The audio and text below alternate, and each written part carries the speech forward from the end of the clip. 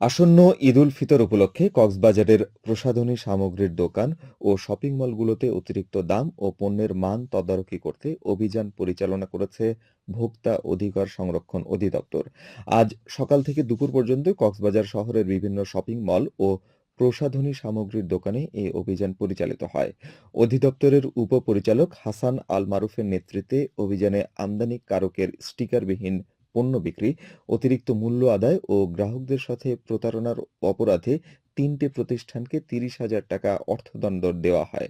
এছাড়া পোশাকের দোকান, জুতার দোকানসহ বিভিন্ন ব্যবসা প্রতিষ্ঠানে অভিযান পরিচালনা করে ভোক্তা অধিকার সংরক্ষণ অধিদপ্তর। হাসান আল মারুফ বলেন, ঈদকে কেন্দ্র করে কেউ যেন মেয়াদোত্তীর্ণ সামগ্রী, স্টিকারবিহীন ও অবৈধ পণ্য বিক্রি করতে না পারে, সে কারণে এই অভিযান চলছে এবং এই মনিটরিং ঈদের আগ পর্যন্ত চলবে।